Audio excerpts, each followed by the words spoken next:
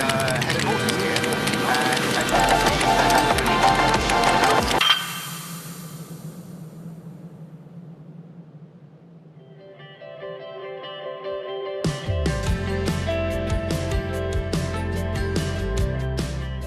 The two most consistent things about distractions, one, the barrage of them is growing louder and louder. That's just true. The second is that they always make good on their promises. Distractions make this promise. They say to you, they say to me, hey, pay attention to me, and whatever it was you were focusing on, you will definitely lose your focus on that thing. That's what distractions do. They draw us away from what it is that we need to be paying attention to, what it is that we could be paying attention to, what it is that would help us in life if we were to pay more attention to it. My wife and I, we have 5 kids, and so we really value our sleep. To sleep better, we use white noise. Maybe you do as well. It's amazing how accessible our phones have made white noise. Any app that you choose that provides this device, this tool, they give you loads of options. You know, maybe you use the ocean, or maybe you use the sound of a train going through a station, or maybe you're one of those crazy people in life that uses crickets chirping. I don't know why you would want the thought of crickets actually being in your room while you sleep at night, but if that's you, you do you know? But one of the things that's interesting about white noise is that it actually masks things. That's what it does. It's a device that we use, it's a tool that we use to mask the things that we don't want to hear. And so when you want to sleep, you turn up the constant, the almost hard to even hear sometimes sound that are always in the background. And when it's just loud enough, it covers up those noises you don't want to hear. In fact, that's actually the things that are true of white noise, is that it's constant. Whatever room you're in right now, wherever you're watching this, wherever you're consuming this content, just take a moment and just listen. You probably hear the sound of something around you. Maybe it's people walking by, maybe it's music in the background, maybe it's just the simple slight hum of the air conditioning.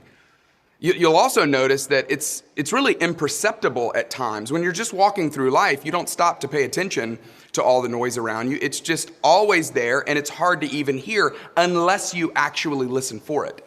And then thirdly, it is masking something. There is noise that you can't hear because of how loud the white noise around you actually is. That's what it does.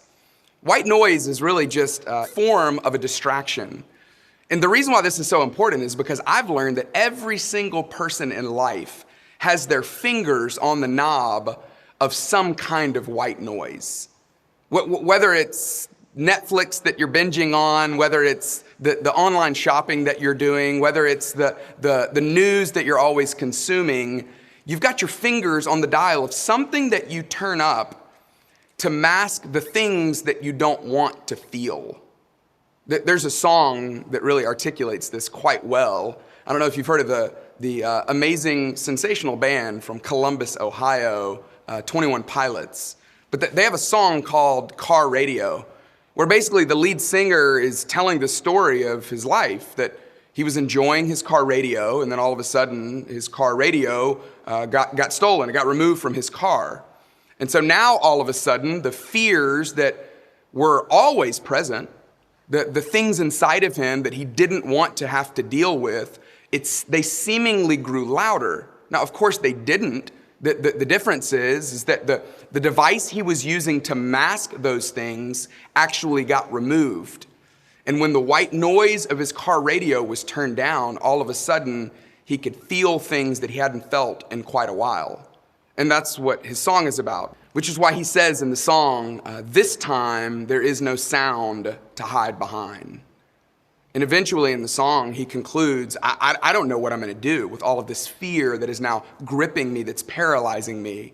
I don't even really understand where it came from. But the truth is, it was always there. He just had the radio up so loud, he didn't have to deal with it. My role professionally is a pastor, but I studied engineering in college, and I am not currently using that degree because I really wasn't that good at it and didn't really love it. I remember actually when I was having to study all of the things that you do in an engineering curriculum, physics or calculus or any of those things. I remember whenever I would sit down, I would really have to work myself up to say, okay, this afternoon, this evening, this morning, whatever it is, I'm gonna go sit down and I'm gonna try to study this stuff. I would sit down and then I would start feeling these things inside of me that I didn't like. Things like inadequacy. I felt like, hey, I'm not enough. I'm not very good at this. I started feeling feelings of worry. I don't know how I'm gonna be able to do on this. I don't know if I'm gonna be able to complete this. And I didn't really know what to do with those feelings, and I certainly didn't like those feelings. And so I would look for anything and everything to distract myself from those feelings.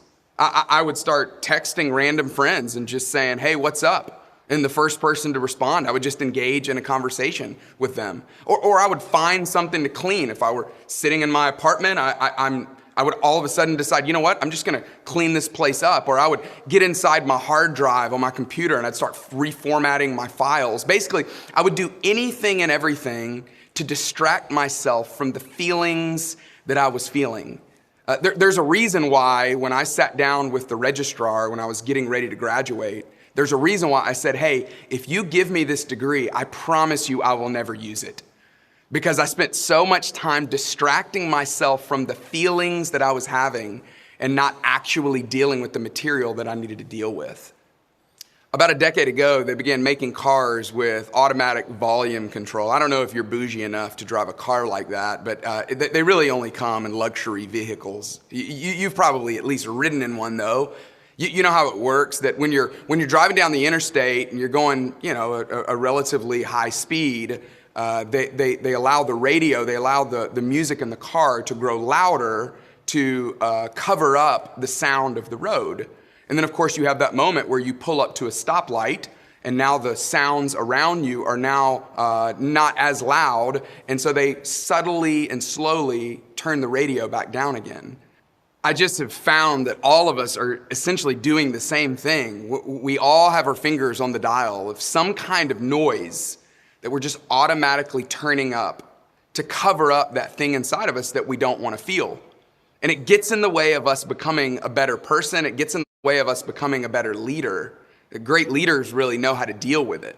See, what happens is as I began to feel loneliness in my life, maybe I turn up the volume of news or politics. As you begin to feel this new sense of anxiety or greater sense of anxiety, maybe for you, you turn up online shopping and you just distract yourself with that. Or maybe for you, there's all kinds of fears about the future or uncertainty about the future. And as those start rising up inside of you, maybe you look to work to pour yourself into even more. Maybe the inadequacy that you feel, do I measure up? Am I enough? Maybe the greater you feel that, the more you spend time working on exercise or maybe even focusing on your eating habits. And then there comes a point in time where the volume just goes away. And you're just left with yourself and that feeling that you had been masking, that you had been covering up. You see how stark that contrast is? It actually can be quite frightening. It's why so many people are walking around today emotionally incompetent, not knowing how to deal with those things inside of them. And it's causing problems at home, in our relationships, but it's also causing problems at work, in our own leadership.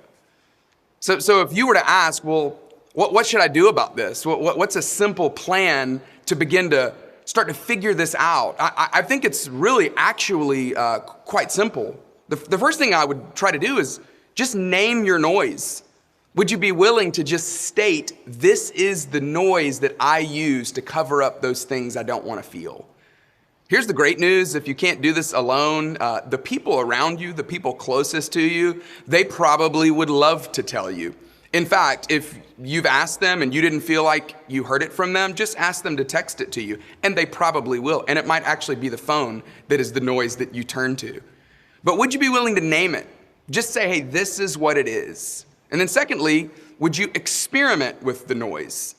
You know the scientific method, right? You make an observation, and then you make a hypothesis, and then you change a variable, and then you test it, and then depending on what happens, you repeat. So let's say there's a lamp in your room that won't turn on. Well, what do? Well, you check first. You say, hey, the hypothesis is it must not be plugged in. And then you change that variable and you plug it in, and then you turn it on and you see if that worked. And if that didn't, then you repeat. Well, what if you did the same thing with your noise? What if you just experimented with it? Hey, I have a hypothesis that I'm spending too much time at work, or I have a hypothesis that I'm spending too much time on social media. What if you just changed a variable just to see what would happen? Don't get crazy and throw your phone away. Don't get crazy and cut your internet cord. I'm just saying, just try for a meal. Just try, say, hey, you know what? I'm not going to bring my phone to the table for the meal, and just see what happens. Some of you are probably thinking, well, how would I take pictures of my food if I didn't have my phone? That's a great point, and you would probably have to figure that out on your own, but I bet you actually would. But would you be willing to actually experiment with your noise? Try to turn it down and see what happens. And then thirdly, after you've named it, after you've experimented with it, would you be willing to just listen to what's there? Just simply listen to what's inside of you. Hey, there might not be anything there. I don't want to send you on some kind of witch hunt to find something that's not actually there, but maybe there is something there. Maybe you actually begin to notice, you know what?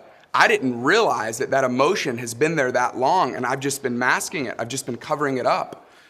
Well, here's an interesting idea for every one of us, is if God really is the perfect Father that we know him to be, and if he really gave us those emotions for a reason, don't you think that he's able to, with our help, that we're able to, with his help, actually deal directly with them? What if you just invited him in to say, hey, I don't know what to do with this anxiety. I don't know what to do with this loneliness. I don't know what to do with this feeling of inadequacy, but I need your help to actually deal with the emotion so that it doesn't deal with me. The truth about emotions is that not only are they capable of dealing with us, but they're also capable of wreaking havoc on the lives of everyone around us.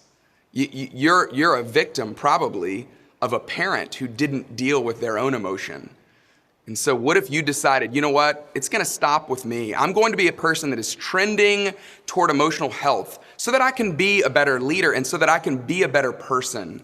And what if you decided to become the kind of leader that habitually turns down the noise low enough and long enough to be ruthlessly curious of what's there? I'm telling you, the best kinds of leaders are the most emotionally healthy people. And as you learn to turn down the noise low enough and long enough to be ruthlessly curious of your own emotions, I bet you'll find that it actually makes you a better person as well.